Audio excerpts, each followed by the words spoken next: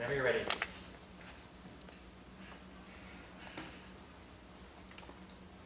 We understand that going international poses many threats.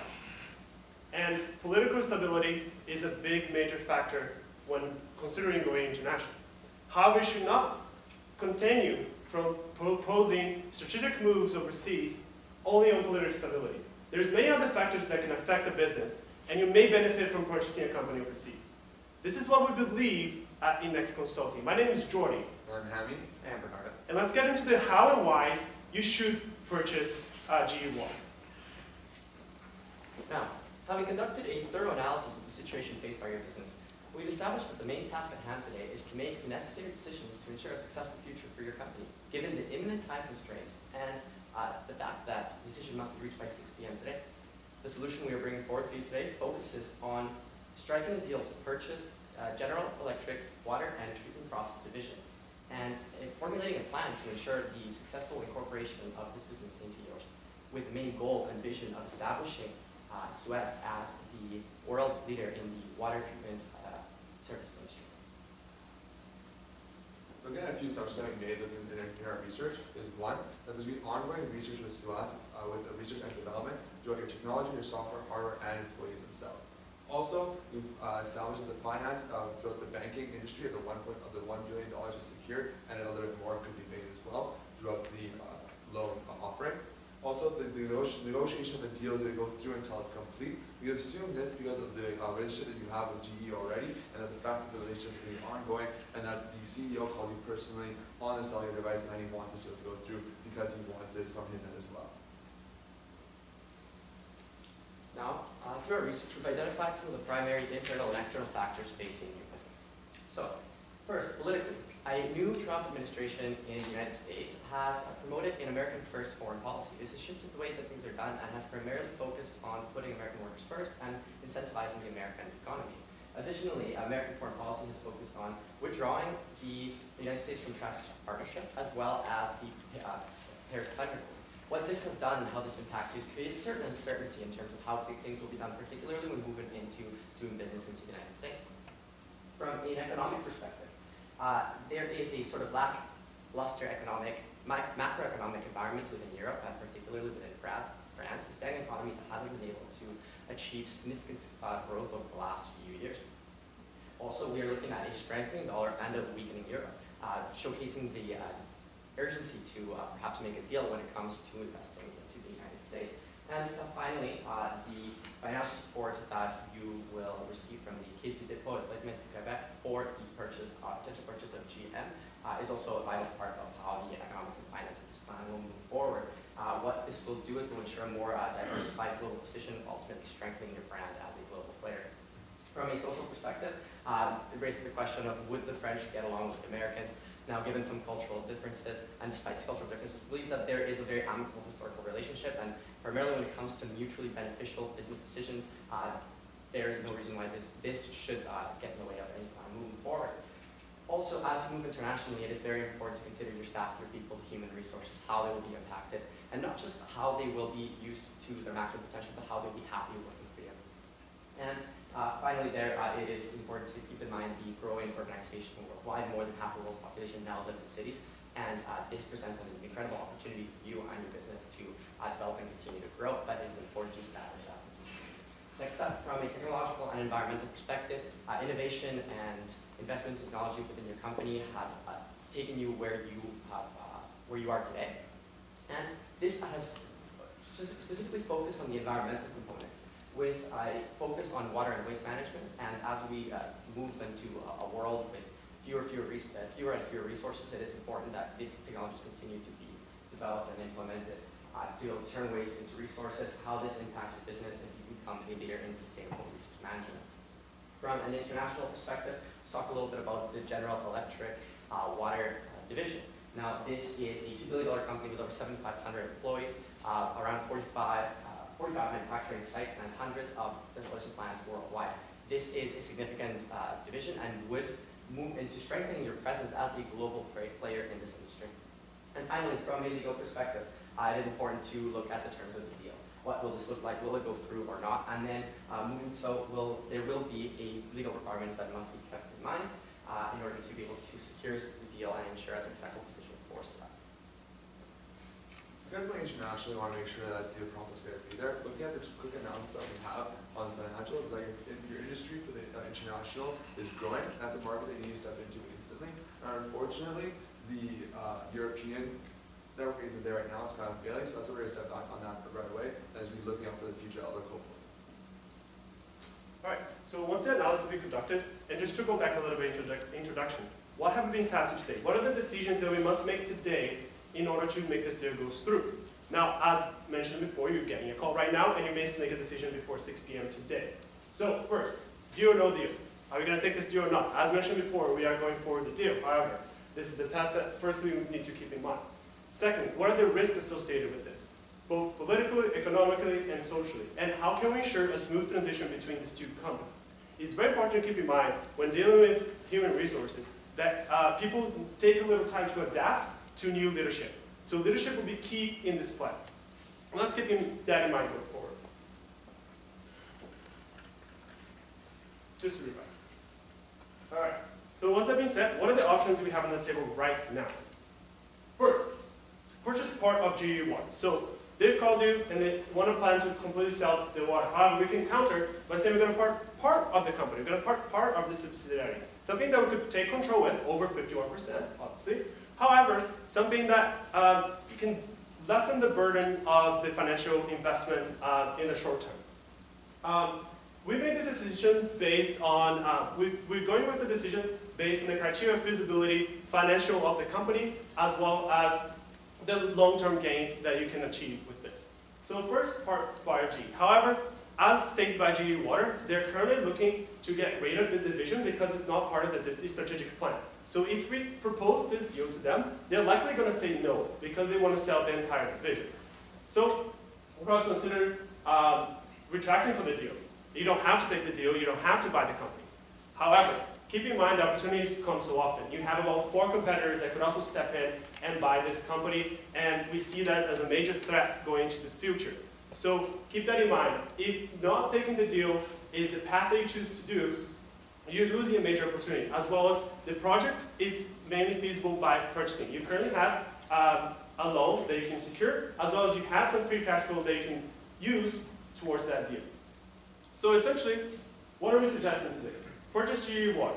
And how are we going to do it is by measuring economic impacts, political impacts, and social impacts. So as an implementation plan, I'm going to touch on it a little bit, you're going to see how we're going to measure this and how we make sure that when purchasing them, this, the political, economical, and social aspects of both companies can remain the same towards the same vision. Well, there's not a risk that we came up with our plan here is the White House and, in fact, President Trump. Now, one tweet could stock and plummet your stocks instantly. We have a little change with this, that it's going to become an American growth company, and the money's going to be put back into America, billions of dollars back into the American economy. Next is going to be not reaching an agreement between GE, which is an increase in money commitment, and that's something that we have that's going to push towards that as well. Also, the transition between is not going to be smooth. That's between both the employees of GE and yourselves, and that whether or not between the two of the masculinity that is high in the American market and also the individualism. France employees don't have that, but it's something we can make smoothly transition, which is the medium likelihood. Also, our currency fluctuation for the currency rate. We want that currency rate to be fair and equal out straight throughout the exchange process, and that's a low likelihood. We're going to ensure some bank swapping, which kind of adapts and automatically suggests that that currency rate is going to be stuck there throughout the year of the term for the loan, and those are the risks that we came up with for our plan today. All right, so once we identify the risk, we're going to find how to implement this plan. So to keep in mind, we're implementing the plan based on the risks you have at hand. So first, how are we going to ensure this smooth transition between France and the United States? So the first thing we need to do is to take that phone call and start negotiations. Now, the company currently, GE Water currently makes about $2 billion in revenue. And by simply adjusting valuation of twice the revenue, we believe that they can be worth anywhere between $2 and $4 billion. Now, when negotiating $2 billion, we think that's highly likely going to say no to the deal. So we're also not willing to pay $4 billion to the company right away because it's a too high valuation at the moment and could cause a big burden on your company going forward, especially because there's only so much free cash flow at the moment. So we do believe we can reach an agreement between $3 and $3.5 billion. Now, there are room for negotiations here. Keep in mind that negotiations do go back and forth, and we must reach an agreement between 6 p.m. So we only have so much time to act on this opportunity. Therefore, this fair evaluation of 3 to 3.5 billion will be key. Once we reach the evaluation of 3.5, let's assume here the worst case scenario, which is $3.5 billion as we're proposing. We need to propose now terms of payment. Currently, we cannot pay $3.5 billion right away. It would cause too much of a burden on your cash flow, as well as your loan payments. So what we're suggesting today is that we make a deal with them to pay this $3.5 million over the course of the next 5 years. Now, you'll be putting down the $1 billion that you can take from the bank as a loan, as a down payment. This loan can be paid over the next 30 years, and we're going to touch on the terms of the loan in a second. However, that loan will be served as a down payment. For the remaining $2.5 billion, you'll be payable towards the next 5 years with a $500 million over year over year. Now, why 500,000? Because you currently have about $1.1 billion of free cash flow, and we don't want to tie your entire cash flow into this one project. As a company, you should always strive to diversify your investments and diversify other investments as well going forward to the future. And by acquiring this company, it will be a lot of more opportunities that you can acquire within the US and other partners. So this investment of 500 million will allow for you to still have some free cash flow in the next 5 years and still be able to invest in this company. Now, we're proposing this, and obviously they can come back and say no. This is not a deal we're willing to take. So we're willing to increase the price that the company is valued for to take this 5 years. This 5 years we see is key to ensure this deal to go through, this purchase deal, because it will take less of a burden on your company right away. Now, the next step of the plan is to secure and ensure the terms of the loan with the case due full placement to Quebec. And this would be done under the assumption that we have a problem to secure it. As you know, we've already been in conversations with them, and that $1 billion portion of the loan is secured. Ultimately, the low interest rate of 3% we believe is vital in ensuring that the plan can be executed within 5 years. Now, if this was to change, it would simply be a matter of adjusting some of the projections within the 5-year plan, but it is absolutely achievable. We also believe that it is achievable to reach a 3% interest rate as you are a company that is doing well, that is profiting, and that doesn't pose much of a risk for a potential lender.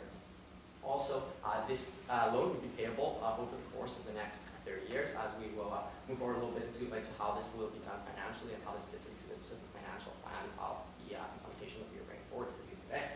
Also, as Tammy mentioned earlier, we would be looking to secure a bank swap.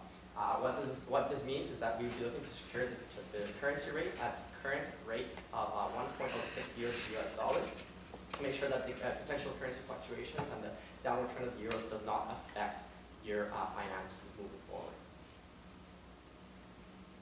Now, for the final step of this implementation is that your people. Who doesn't care about the people in the company? And we want to make sure that you both care about your people at the end of the day, right? So instantly, we're going to hire a VP of American operations, and this person is going to come up with or we implemented the synergy of the two companies and make sure that the two cultures mix properly and flow right, and it's there for constant development with the individuals. It's not an HR rep, it's not an HR manager, it's a VP of operations, American operations. It's an internal affair that's going to be there for both companies for the transition together. Also, to ethnocentric approach for this hiree, which means that's going to be local domestic hiree within the American market or within the company itself of GE. Next, that GE knows and always has a diverse background with their employees. Now, this is something we want to carry forward with your company as well and make sure that it's there ongoing with the individuals. Everybody is going to be synced together and working well, just like a well-oiled machine. At the end of the day, everyone wants to care for the people. You want to show that you care for the people, so put this plan towards what is there for the individuals themselves. Now let's take a look at how this implementation plan we're going to work today looks over that 5-year period of time and what some of these specific milestones and key performance indicators are to ensure its success as we move throughout the years. So the first year, as I mentioned, we're looking to secure the loan with the CDPQ, ensure that the deal obviously with GE goes through and that you are able to secure the purchase of its water division. We'd be looking to make a down payment of $1 billion towards the purchase of GE, and have, as Tommy mentioned, the hiring of VP operations here so that we can begin shaping together how the synergy of the two brands mixing together will look like. Here, a key milestone is to ensure that the deal and all these steps in it are complete. It is impossible to move forward without this being done. Jumping ahead towards the third year, we are looking at continuing the growth of the GE Water segment at around 2% yearly. This is important as we believe that for a future financial outlook, it is vital to ensure that the financial security moving forward, but also we believe it is achievable, as we mentioned earlier, because of the opportunities worldwide in terms of the industry and the segment that you are in. Here we are looking to have aligned visions between the two companies.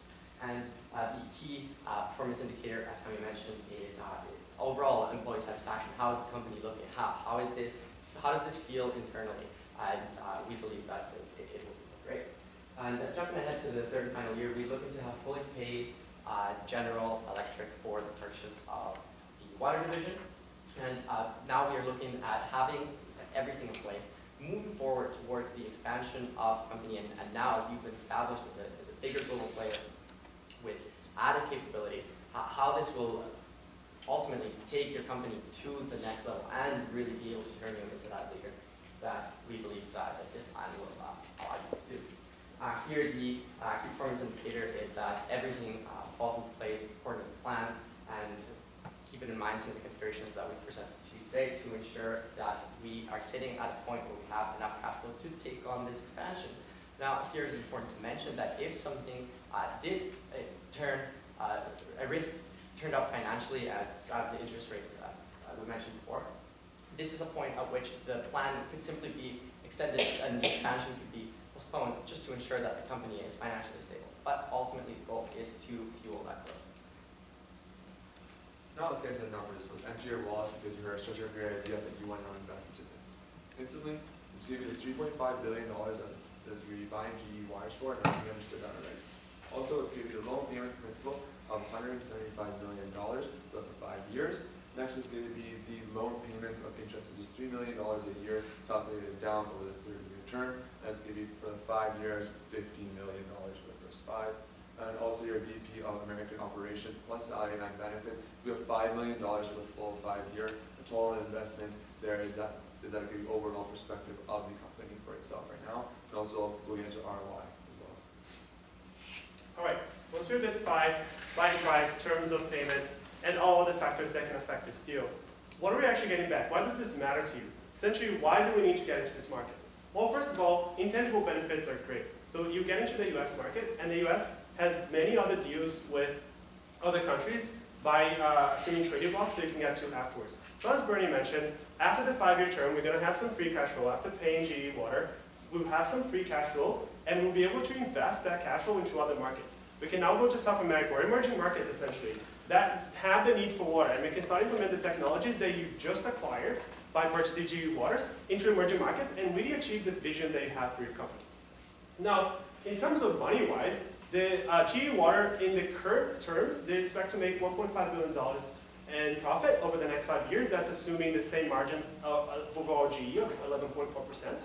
And that's assuming the overall 4% growth rate that they currently have. Now, obviously, this is expected to grow as you have control over the company because you implement more diversified lines of business. However, as it currently stands, they expect to make $1.5 billion. And as I mentioned before, you can easily recover your money afterwards. So to summarize and to give you a better look on what we've talked about today, so we've been tasked with the decision to purchase or not GE Waters. We've decided to purchase GE Waters given the amount of money that you currently have, given the free cash flow, as well as given the opportunity that you have. Expanding in the US is a big step. However, it can lead into other emerging markets as we go forward. And as we touched on as well, the risks associated with this are there. However, we should never limit a company of making strategic moves if they are aligned with the all company vision. And with this plan, we want to ensure that GE Waters establish the main water supplier for industrial water globally. We thank you for your time. If there's any questions, please ask.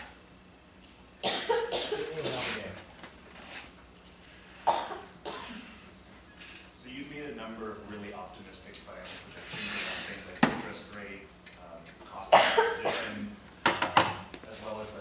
swap.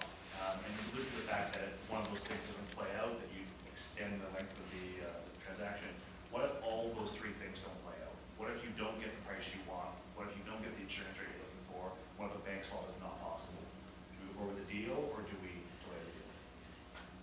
Because the actual acquisitions were a little inflated, that the deal is getting done no matter what. The interest rate is at 3 to 5%, and that most banks with a large acquisition like this, we're going to go with the lower end of the interest rate. That's how banks work. And within the internal affairs of the $3.5 billion, that's going to be set at a higher contingency. We believe that will be an offer instantly made from the CEO of GE, and that's understanding that whether he will likely go with that number, and that's something we can push for, and we believe that's going to happen. I understand that, but if that doesn't happen, so it's optimistic. If it doesn't happen, you don't get what you want, would you go forward with a deal that's over $4 billion at a higher interest rate, no bank swap? Would you do that deal? Yes, absolutely. Because as mentioned, the intangible benefits of going to the US will allow for further investment into emerging markets. By acquiring this company, you're also acquiring the knowledge, the assets. These assets will be able to be implemented overseas as well. So not only the money here, if it's $1 billion, for example, let's say everything does not go through and we have to pay 4.5. We still think it's worth going through the deal because of these intangible benefits and because of the future outlook of the company together. Regarding the risk program in the White House, you referenced the mitigation strategy being the American First program. How does that differ from currently what GE already doing? Well, absolutely. So basically, what we believe the risk is that the purchase of an American company might create a negative reaction. The White House is currently quite unpredictable. We don't know which direction it can go. But by focusing on the American First program, what we're doing and what we're saying is that we're selling this program as a major investment into the United States, as something that benefits Americans, benefits, and as we create the previously mentioned synergy between the companies, creates growth and jobs within the States. One of the primary aspects of the American First plan is to create jobs for Americans, and we believe this plan will do just that.